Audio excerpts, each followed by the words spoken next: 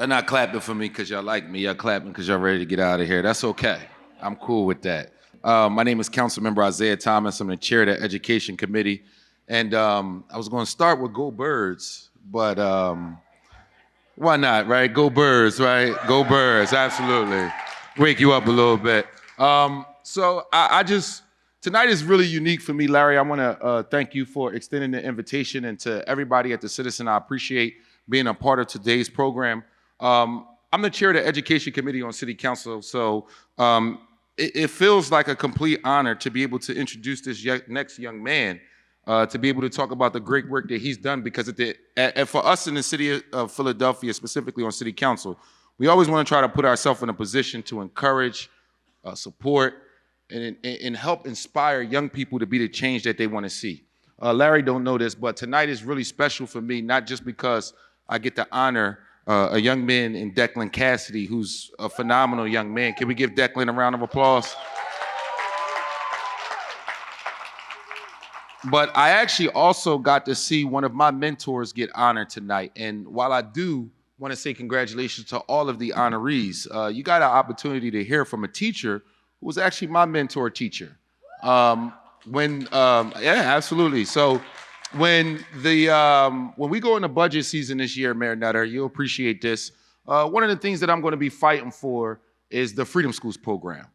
Sister Njamile talked about that a lot in the midst of her remarks today. And the reason why I wanted to bring that up is because the Freedom Schools program is where I met Sister Njamile. And while she was a phenomenal mentor for me, one of the things that the program taught us was the reward for good work is more work. And when I think about this young man, Declan Cassidy, he is the epitome of the concept that the reward for good work is more work. The Citizen and Larry and his team, they did a great article on this young man, specifically highlighting how he got started with the work that he's doing as it relates to service, but most importantly, the impact it's having on the city of Philadelphia. And I had a chance to sit with Declan at dinner today, and dinner was phenomenal. Somebody tell Mr. Forman that it was actually good. And as I was listening to Declan talk a little bit about his story and how he got started, you know, Declan and, you know, his mom and the rest of his family that's here, they were just trying to solve a problem in the city of Philadelphia. We all listened to America's mayor and our governor, Governor Rendell, talk about this idea of just fixing shit, right? Fixing shit. It matters. You know, we want to put ourselves in a position where we can identify the ills of our society, but we can also say that these problems are not so complex that we can't be the change we want to see. And if you look at the history of this country, whenever you're talking about significant change, it's always great to have a Dr. Stanford and a Mayor Nutter and even my colleague, Councilmember Gaudier, and listening to the work of the great block captains. All of it is inspiring, but real change always comes from the young people. It always do, right? And when I think about Declan and what he's been able to do, not specifically just dealing with the homeless issue, but recognizing the overdose crisis, the problem it's having, and not just Kensington, but all across the city of Philadelphia. This is a young man who, because of his family, it inspired him to volunteer. And I talked about that concept of the reward for good work being more work, and his volunteer work put him in a position where he felt obligated to do more. So this is a 15-year-old young man who lives in Northeast Philadelphia, who goes to Swenson High School, one of my favorite high schools in the city of Philadelphia, by the way.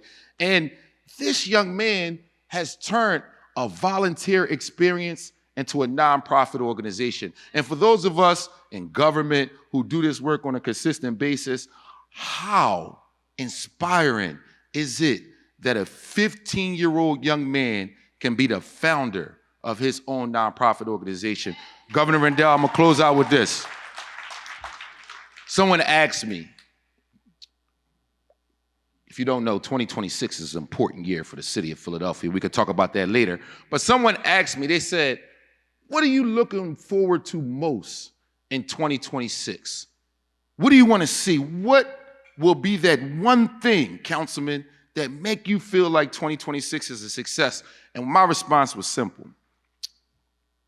There's going to be a young person who's going to meet their idol because the Major League Baseball All-Star Game is here, or the FIFA World Cup is here, or some type of experience that's going to put them in a position to be able to say, that moment is where I decided that I wanted to change the world. Sister Njamele talked about the fact that every educator, every teacher, I'm a former teacher myself, every educator should feel like your job is to change someone's life. I see Dr. Watlington in the back, our superintendent. Can we give him a round of applause real quick, please? When I go into schools with Dr. Watlington and schools like Swenson and other schools across the city of Philadelphia, and we talk about young people like Mr. Cassidy right there, our goal is to make sure that when he sees a problem, there are no barriers to put him in a position to be able to rectify that solution. This generation that's coming next, they're gonna be the ones that rectify all of the ills that we were unable to do. So it's an honor for me, in the last award for the night, Larry, to bring up a phenomenal young man who we might be working for one day, right? Mr. Cassidy, come on up and get your award.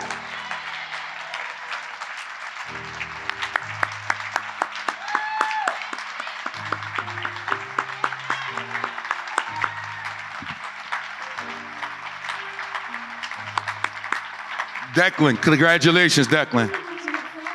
Superintendent here, Dr.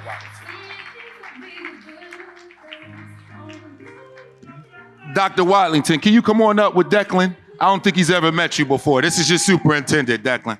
Okay.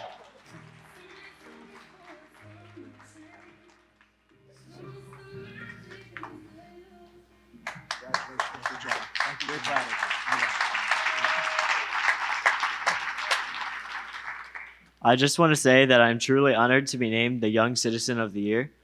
It means so much to me that I'm being recognized for all the work that I've done for Socks for the Streets. I hope that this award spreads Socks for the Streets' name even more than it already is, so it can grow bigger and grow across the entire city, and hopefully the state.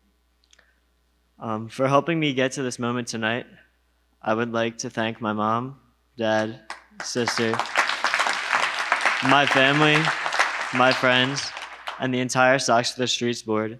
You can stand up if you want. Jen, Yvette, Mary Jane, Vicky, Amber, Tom, and Maria. I would also like to thank everybody who has helped support Socks for the Streets in any way possible over these past few years. You were the reason Socks for the Streets is what it is today. And finally, well, I would also like to thank the Philadelphia Citizen for giving me this award tonight. Finally, for other people wanting to make a difference in the world, I just want to say, believe in yourself, work hard, and know that every little bit counts. You can't make your dreams a reality unless you work hard to accomplish them and bring them to life. Congratulations to everyone winning an award tonight.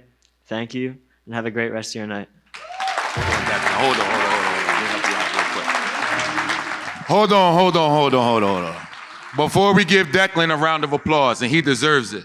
Declan's 15, he's learning, he's the founder of this organization.